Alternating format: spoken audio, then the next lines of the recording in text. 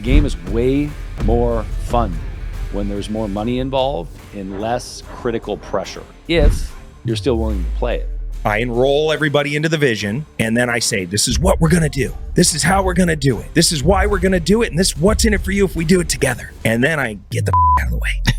The man who can take more, who can validate himself more with the daily habits that gets the result over the result itself cannot be stopped. So when you validate yourself more with what you put in daily, you'll keep progressing. Make the plan for training, make the plan for doing, and stick to the plan. All roads need to focus on sales. A lot of people have it backwards. A lot of people try to get the perfect widget, the perfect product, the perfect online course, and then they go to market hoping that the market wants that project or product. I do the opposite. I kind of test things with marketing to see what it is that the world wants. Then I sell the shit out of it, and then I go backwards and build it. You know what I'm saying? Yeah. Like I'll sell something that doesn't even exist yet, and then create it afterwards. It's kind of like what like Kanye West right now did something really, really smart. So he ran a Super Bowl ad, he paid millions of dollars for the Super Bowl ad, but spent all the money on the ad that he shot like an ad itself just from his cell phone. It was like, hey, it's Kanye, got some shit for sale on my website. I don't have anything else to say, right? It was like this really short, really organic feeling like conversation. Well, he sold, I don't remember what it was, but it was like $40 million or $30 million, $20 million worth of shit. Yeah. Instantly. Well, all that on stuff. day one. Instantly. Yep. But it was all pre-order. When you actually go through it, what was really smart about it is that he hadn't even built the product yet. First off, he sold everything on his website for $20. So imagine if I had 5 items and they're all $20. A couple smart things is happening there. One, I'm going to be able to see if I drive 4 million people to my website overnight because of the Super Bowl ad, and I get, 100,000 customers out of it, all at $20. It's like I can see, one, where all those customers came from. I now have 4 million people that I pixeled from my website that I'm going to follow around forever and sell more shit to. I have 100,000 buyers in my database that have all their contact information I'm going to sell more shit to. I'm going to be able to see out of the 5 products I stacked all for $20, which one is the one that everybody bought. So now I'm going, they all want the shoes. Fuck these other ones. I'm just going to go in massive production of the shoes. It's like market research done in a really creative way. And they were all pre-orders. So instead of having to come out of pocket to create all this shit, he just, does it backwards. Yeah, it was really a smart move. The other elements of that I didn't know. I didn't know that it was $20 each. The market research side of that's really cool. I also didn't know that it was pre-ordered. Yeah. Yeah, that's a trip. I did 10 years in California prison, CDC, general population, the worst of the worst. I did 10 years. And during those 10 years, I solidified a mindset that little did I know was probably the cornerstone to being the best entrepreneur known to man, which was not focusing on the result, monotasking, only focused on the habits and the systems daily needed to get to point B, but focused on daily point A tasks and systems. I always like to say, you'll never rise to your goals. You'll always fall to the strength of your system. So I have a daily system that's infallible. I mean, I have expectations of myself, and I have standards set physically, mentally, financially that I hit every day. There is no way I can be the person who falls victim to what happens to a lot of people who have money and lose it. If I have a minimum each day that I have to make of 30,000, and then I have recurring revenue of another 30. I mean, the whole thing is like a minimum of what I have to make a day is 30. So I'll do what I have to do through the channels to make new sales at this level. And I have recurring revenue of, one of my low ticket areas is 15,000 members at $47 a month. That's about 700,000 a month. I have a mid-level program that's $299 a month to $2,000 a year that has about 3,000 members. That's an ascension program to my high ticket where I teach someone to do what I do. They get my mid-level program, and I get them right, their mind, their body, get them right as an individual, better habits. And I teach them to do what I do, what I did for them, for others. So then they ascend to becoming a coach. So there's a direct trajectory if you sign up with me like it's a university or something. Wes is going to get me right, and he's going to teach me how to make money. I think that's how life should be. Gaining emotional, physical, like maturity in general before you get the money so that you don't blow it. You have financial maturity through just being an individual that operates from a certain set of habits and principles. But, going to prison taught me this the most, because why would you drift forward? Why would you project forward in prison if you're not getting out for 10 years? And why would you think about the past if you lost everything and it's very painful?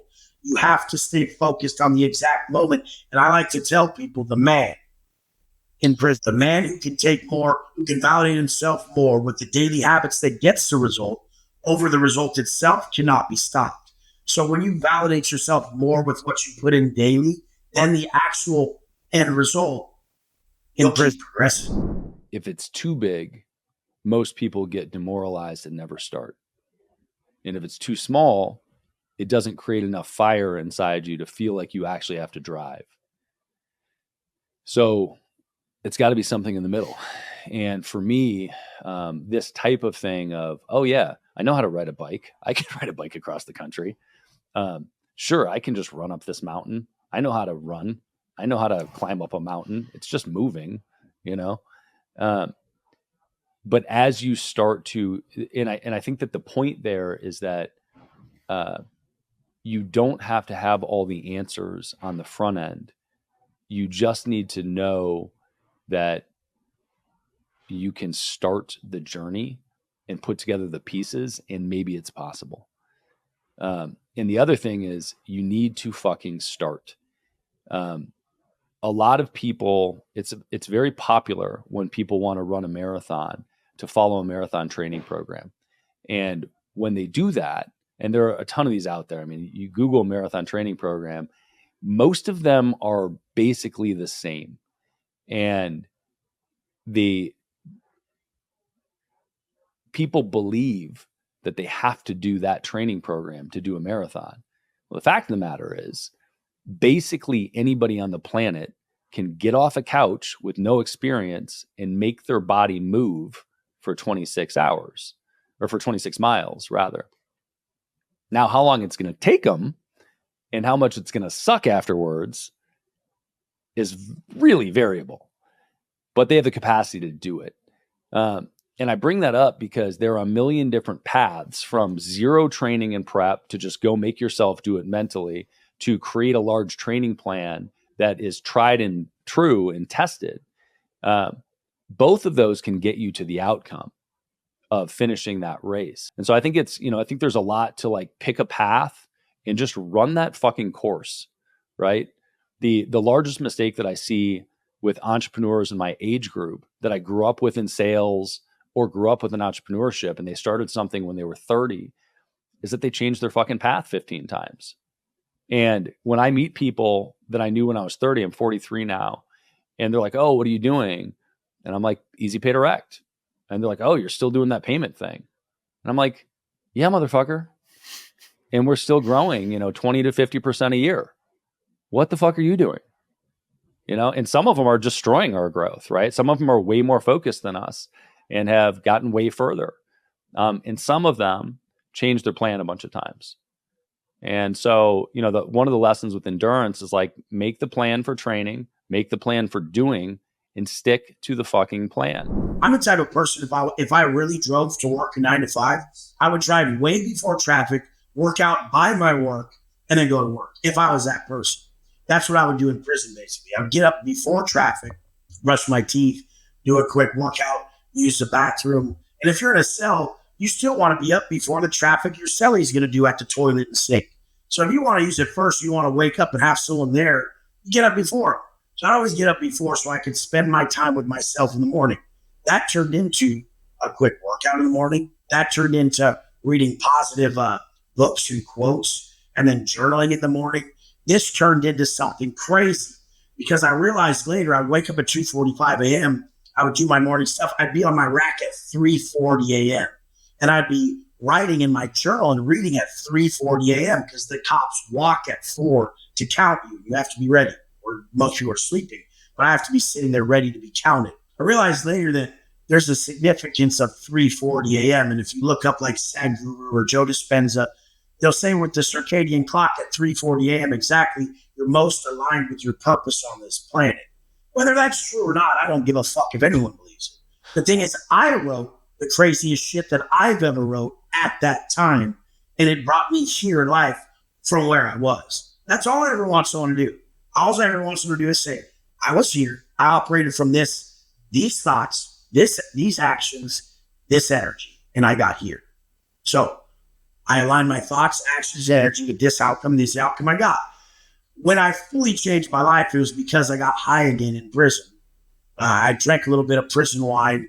I did a little bit of speed. We sell drugs in prison like it's going out of style. I did a little bit of meth. I smoked some shit and did like a parachute, like a gram. And I was drinking some prison wine. And then that set me off. For like 2 weeks, I was on a run.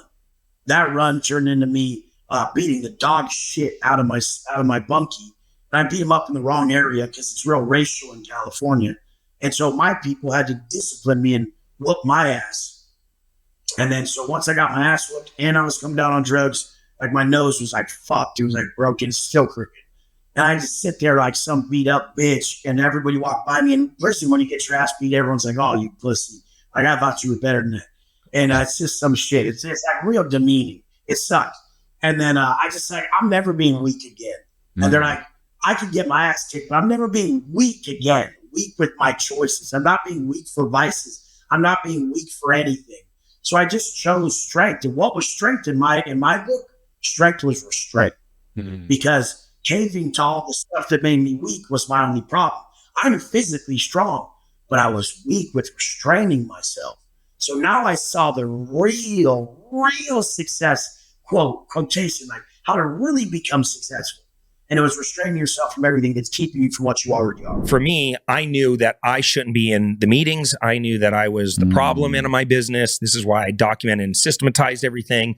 I needed to fire myself, delegate, automate, delete, get me out of the meetings. I'm a psychopath in meetings. Like, people got so irritated at me that they did, like, my own companies would hold a vote and say, all right, Sperber's not allowed back in the meetings. Because I thought I did a damn good job. I would go up in there and I'd be like, look at, because I'm so crazy about details. Look at this, and you fucked this up, and let's get this better, and we're going to go over here, we're going to charge this mountain, and da-da-da.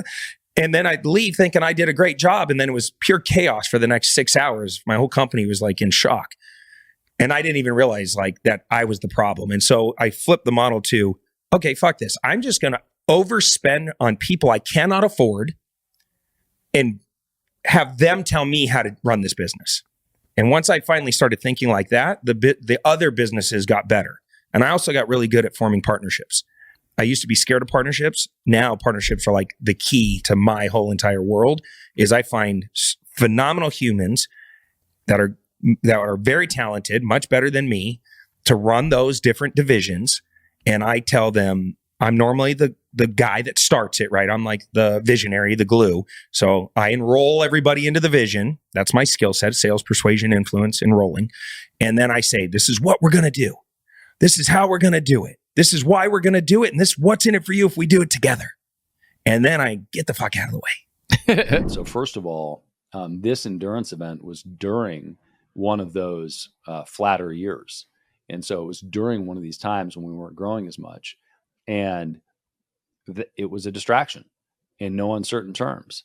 Had I not done this, I would have lost a tremendous amount of understanding of myself and what I'm capable of. And I would have lost a tremendous amount of relationships that I was able to deepen through both the actual event, but the story of the event. But the business would have been further along.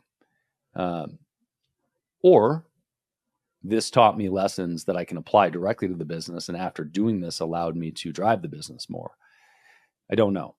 But what I do know is that the largest pivotal point with Easy Pay Direct in changing the trajectory from a few flat years early to consistent growth was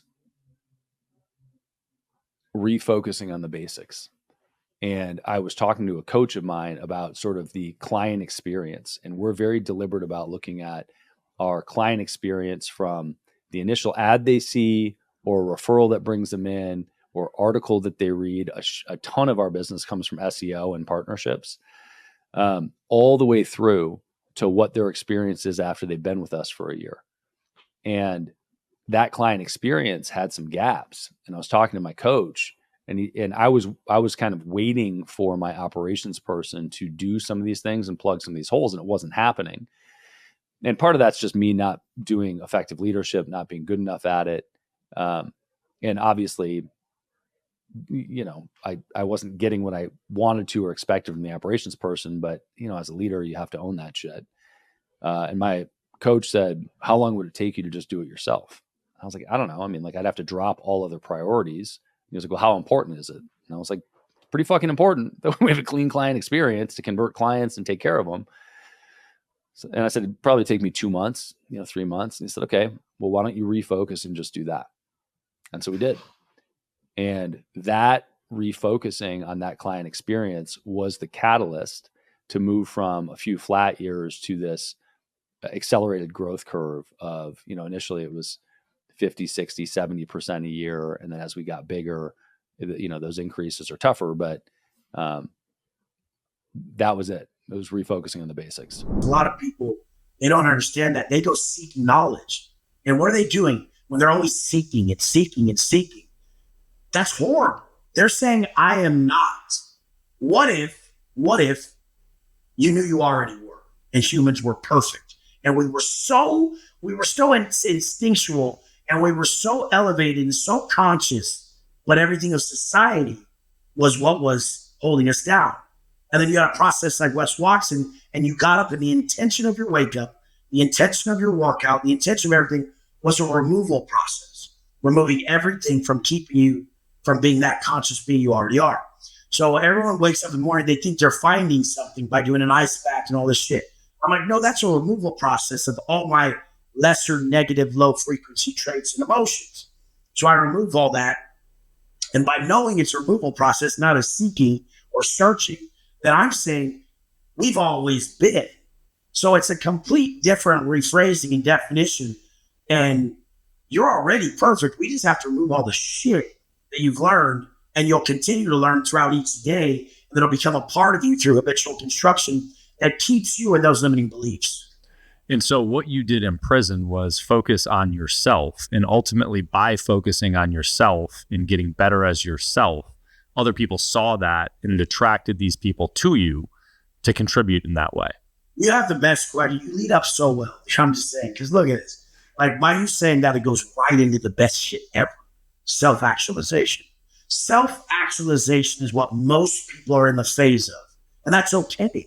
That's okay. Maslow's law says that that's needed. It's a selfish, needed phase of self-actualization. But then when do you transcend? And can you actually become actualized if you're yet to transcend self? That's the top of the pyramid. Maslow's law of growth needs is self-transcendence. Now, I only live for others. That's it. Everything I do is so everyone else can realize what they're capable of. I don't think about me, so I'm free. You're only constrained when you have that self-absorbed self-talk. So, am I okay? Am I going to be right? Am I ever going to make it? All that bullshit. But self-actualization is needed. If you guys are in that phase, it's okay. You're going to need someone who has transcended self to get you to become the teacher. And when you become the teacher, you'll be free. And that's where I'm at.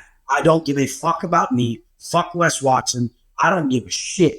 Like, all I have to do is get up every day and be the alchemist needed in this world. And an alchemist in today's society is someone who turns the world into words and can create systems and blueprints and methods of operation that can change lives. So first off, like I said, for almost 10 years, I didn't do anything but real estate.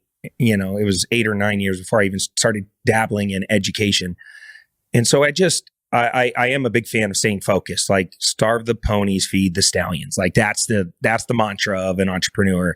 Otherwise, we all lie to ourselves and we think we could do everything. And then all we end up doing is a bunch of shit averagely, and we die a death by 1,000 cuts. So I agree with you. but I was more like strategic vertically. So like I did real estate, and then I asked myself, who else makes money from my real estate transactions? Well, the title company does. Well, let's go buy a title company. The lending company does. Let's start a lending company. Let's make sure we're licensed agents and we build a real estate brokerage and a team. And so we started verticalizing in our space. Mm-hmm. The only one I didn't really get into was insurance. I started to dabble in it, but we never ended up starting or buying a company in it.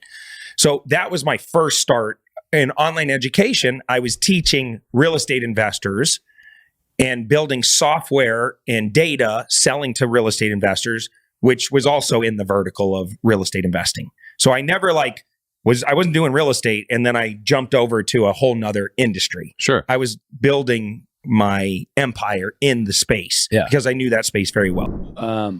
Well, I can tell you the specific moment with that, but I will say that one of the scariest things as I've continued to grow and expand and do more things is allocation of time. I'm afraid of investing my time in the wrong thing.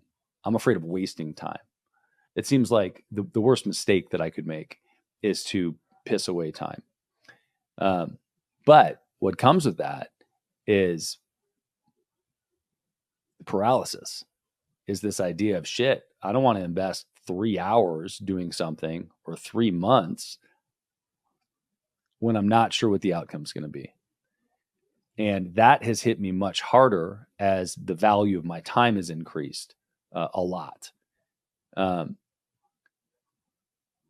But the pivotal moment with me with the coach was I was having a conversation with him, and I think it was right around the same time with a flat year. And I was talking about selling the company. And he said, okay, what would you do if you sold? And I was like, I don't fucking know, He was like, well, think about it. And I was like, I mean, I guess I'd probably start another company. I said, okay. So, well, how long do you think it would take you to get to this same point? And I was like, yeah, I would definitely do it faster than I did it the first time. But, maybe 3 years to get here. And he said, okay. So it's going to take you 3 years to get back to this place. And he said, what's going to happen? And I said, tell me. And he said, you're going to spend 3 years rebuilding something. You're going to do it quicker. And you're going to have the same fucking problem you're having right now. The problem isn't the business, it's you. You don't know how to move through this phase. And I was like, oh shit. You're right. You are positioned in the absolute best way possible to solve this problem right now. You have built an ecosystem around you. You have all these moving parts that are already moving as a machine. You can focus on just this problem and learn how to move through this right now better than any other time. Or you can rebuild the whole fucking thing over 3 years and get to the same problem. And what that was why I decided to spend 3 months working through that stuff that for whatever reason I've been bucking. But it was also a huge moment for me to understand that I am building the company to get better as an entrepreneur and continue to grow and learn. Yeah, all of the other things are important. Yes, we touch more clients. Yes, I have, facilitated retirement and wealth. I'm now, but with that, it's opened the door to realize what the more important things are. And the more important thing in business for me is learning, understanding, growing, and also much more leverage. Like now today, it's tremendously interesting and important to me to figure out how to make the staff wealthy. And that's exciting.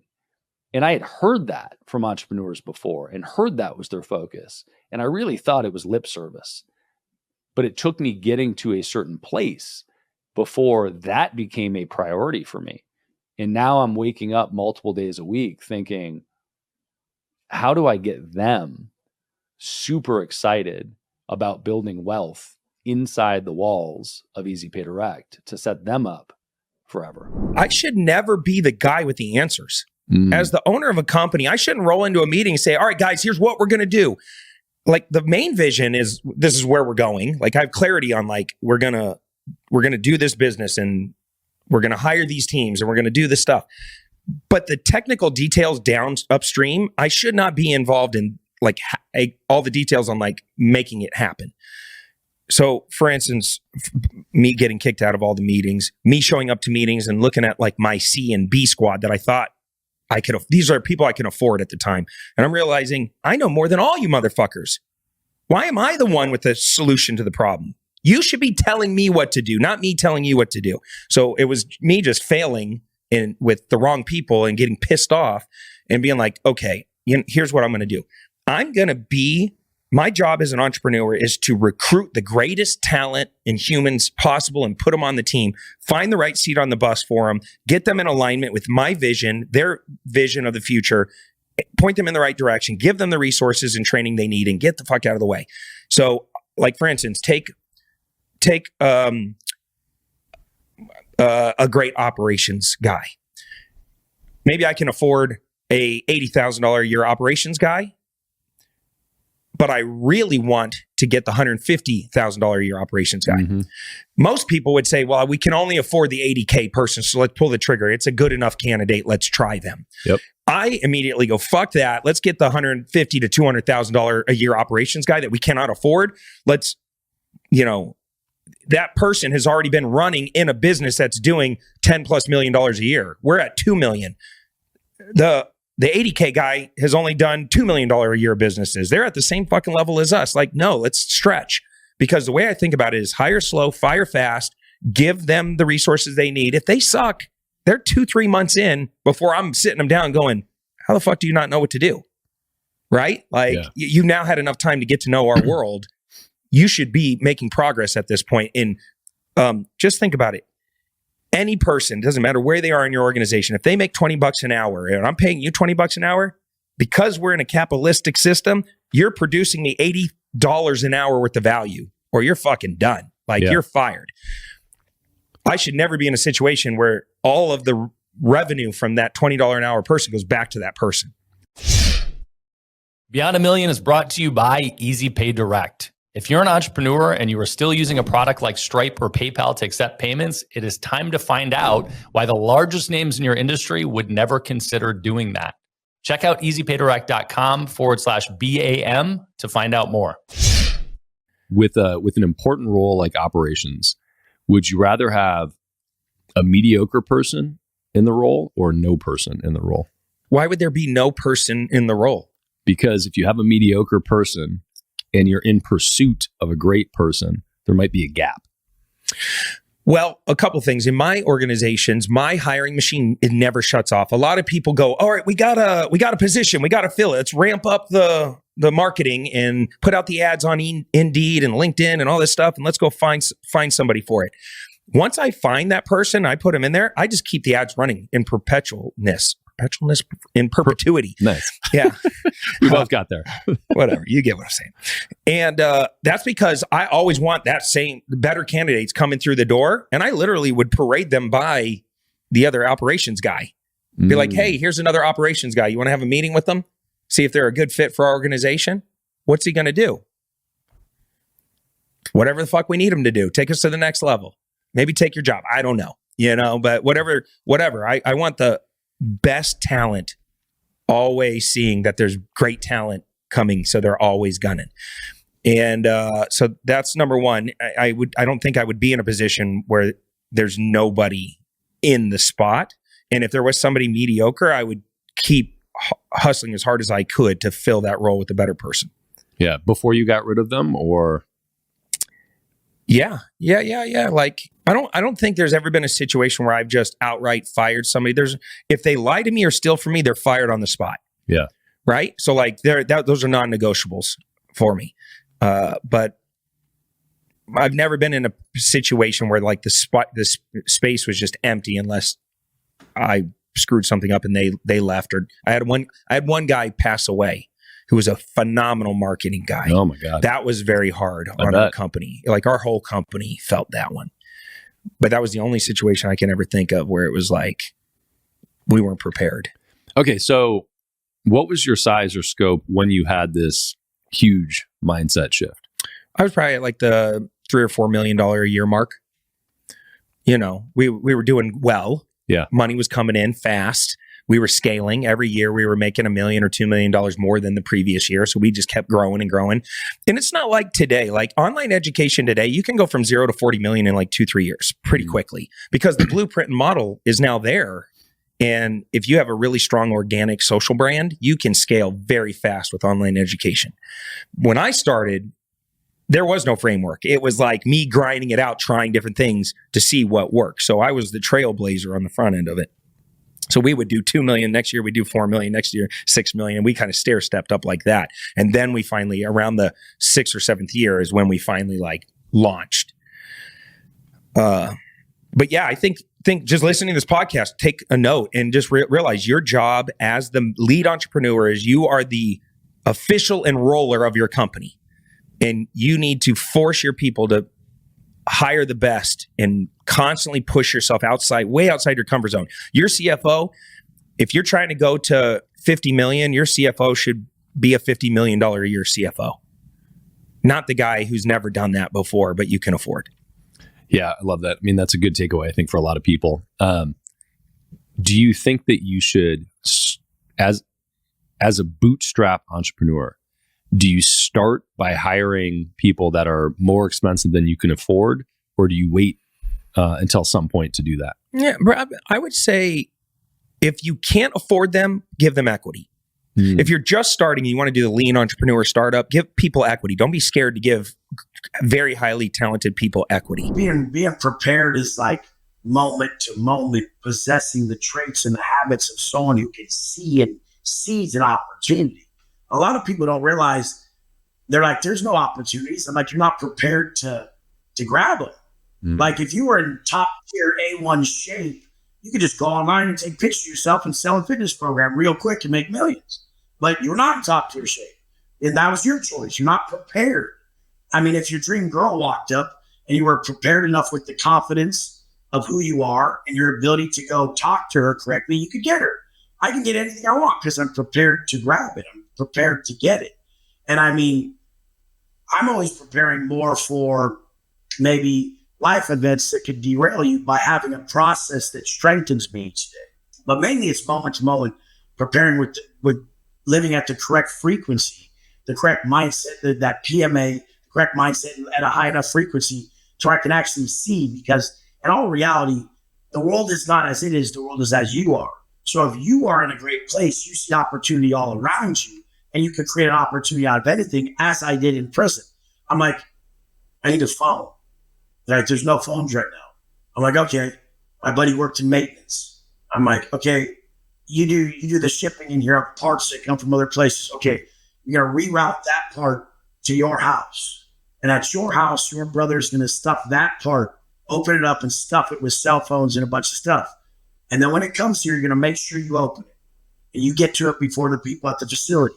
And he gets to it. The package comes to his brother, he stuffs it, and he calls the police like, I don't even know what this is. Why did this come to my house? They're like, oh, sorry.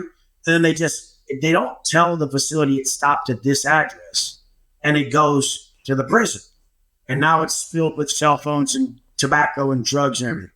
And then my buddy grabs the phones out and everything. I have 30 phones, and I just made $1,500 per phone. And I get my 2 or 3 phones, and I cycle them around the block, and everyone's paying me $50 per hour. You get 1 hour a day for the month for $50. So 2 of the phones are being rented out, making me a bunch of green dot numbers that make me a bunch of money. I'm on my phone building my Instagram. I made a bunch of money by selling the other phones. And it was all because I needed to seize this opportunity of posting on my Instagram so that when I got out, I was able to kill it again and live the life I want. I'm 9 million steps ahead of most people on what I want, because, I mean, people are so stupid. They're like, I just need what I need. And I say, fuck that. Like, if you're just going to live in needs, I don't want a part of that.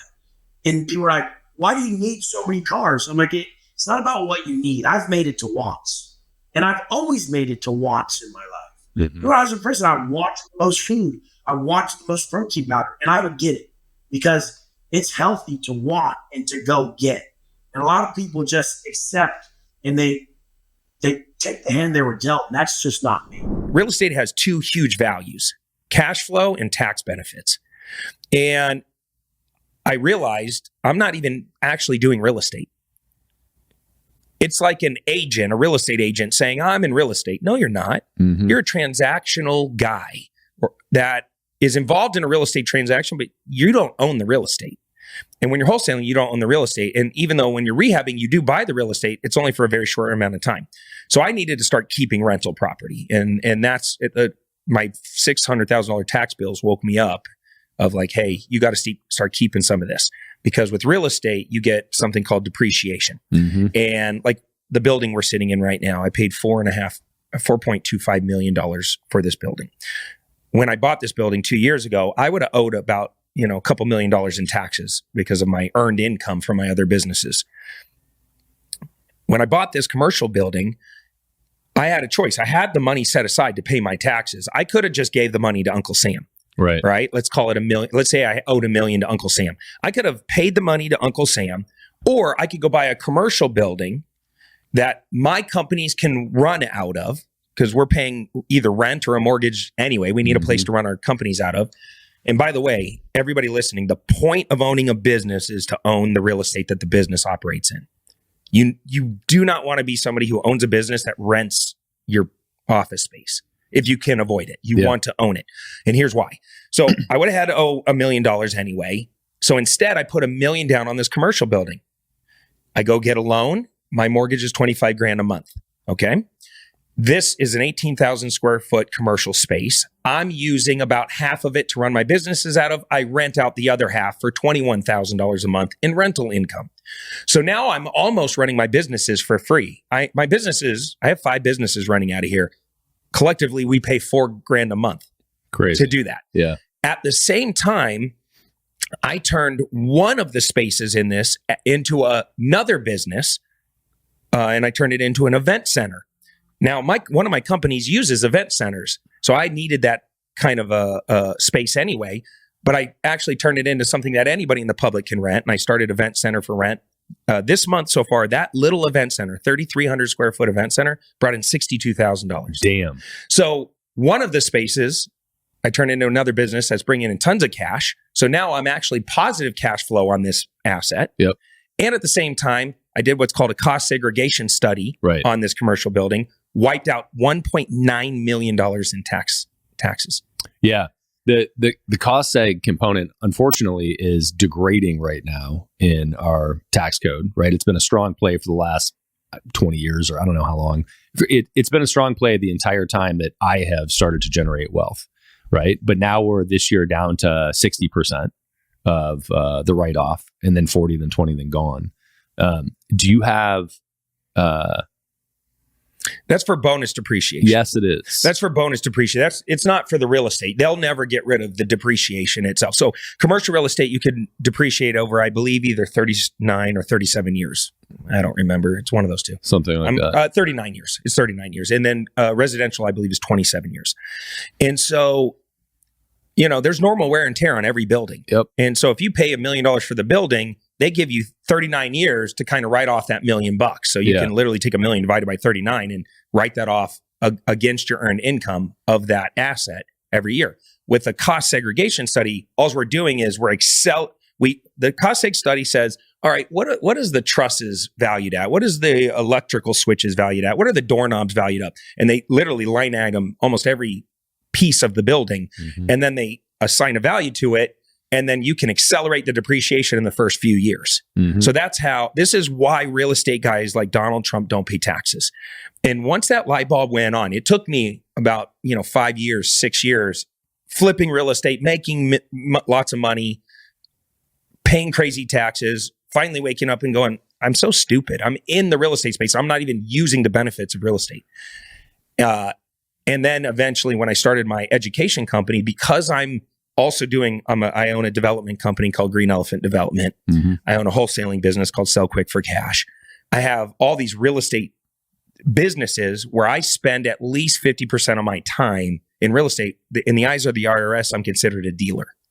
So that means when I started Clever Investor and we scaled to $25 million a year and it was making all this profit, I was offsetting my earned income from this online education business, we taught real estate, but we weren't in real estate. Right. I was able to offset that earned income against my real estate holdings over here. And this is why I keep buying commercial assets. This doesn't work as well with residential. Like, I would highly recommend to anybody who's making any significant amount of money, go find single tenant, triple net lease type investments, something very easy, very safe that you can put your money into, where you just get that mailbox money, but you get the depreciation and the tax write-offs associated with it, because you need it. If you're making over $1 million a year in earned income, you need that type of asset to offset it. Also, Google Wes Watson on YouTube and look at the interviews I have with all the top people. I always beat everybody. If I'm on your YouTube channel, you should pay me to be on your YouTube channel or get me on it. I beat everyone's views. Last I was on Flex Lewis's, and I'm like, I only have to beat Hormoz. That's all I care about, is that I get more views than Hormoz. And they're like, why? Why more than Hormoz? I'm like, because I love him and he gets good shit. And I beat it's very validating on an unbiased platform. Like, this is this bodybuilder's platform. Hormoz is on there, Wes is on there. Wes beats, yes, validating.